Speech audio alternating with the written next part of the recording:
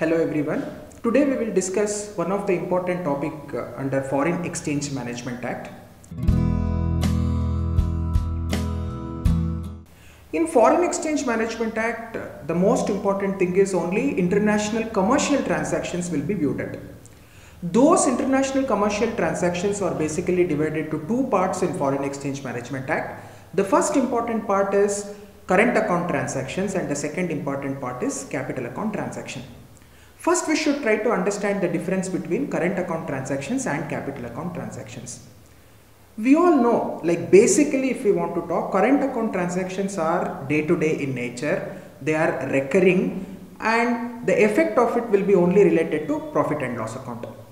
Capital account transactions are not of day to day in nature, they will be spread across various financial years and generally it will go and sit in balance sheet. So that's why capital account transaction is defined to mean it is any transaction which alters the assets and liabilities, whereas current account transactions are of day-to-day nature, which is recurring, which is always limited to a particular financial year and restricted to profit and loss account. This is how basically we can understand current account and capital account.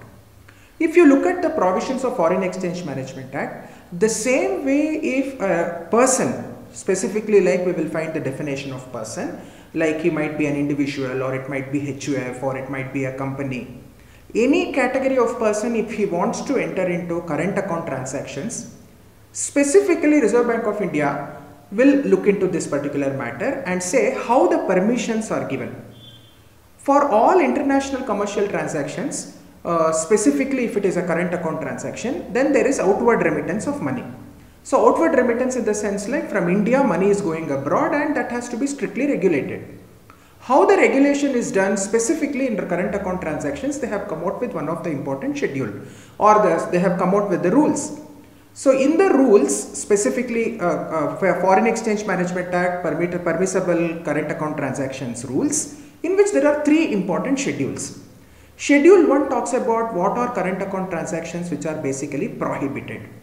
Schedule 2 talks about current account transactions which requires Government of India approval, and Schedule 3 of the rules what I am talking about will talk about what are the current account transactions which require Reserve Bank of India approval.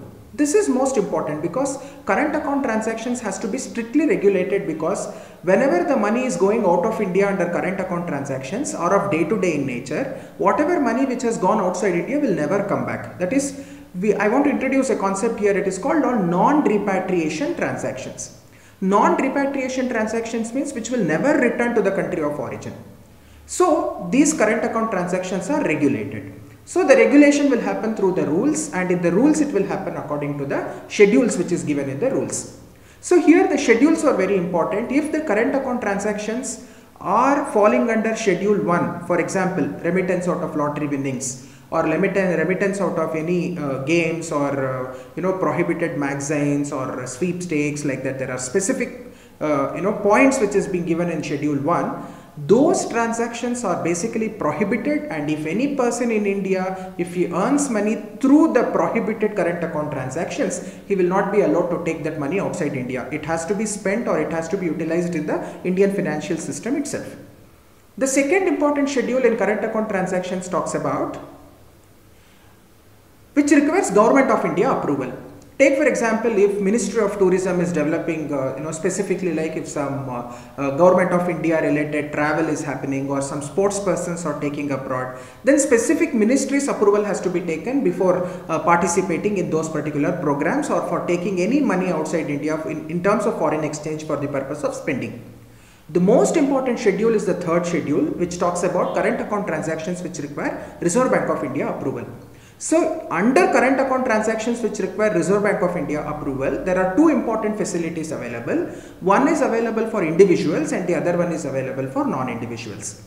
Individuals are allowed to enter into any current account transactions up to $250,000 in a particular financial year. This is called liberalized remittance scheme for all current account transactions. It might be travel abroad, or it might be education abroad, or it might be medical treatment abroad, or maintenance of close relatives abroad. There are various categories of current account transactions. All current account transactions put together for a particular individual, US dollar 2,50,000 is the limit which is applicable per financial year.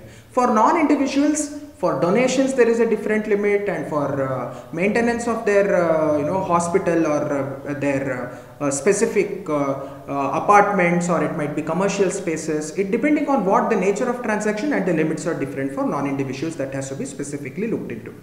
So generally speaking, current account transactions are viewed it in this way, that specifically the rules will govern the regulations relating to the current account transactions. Thank you.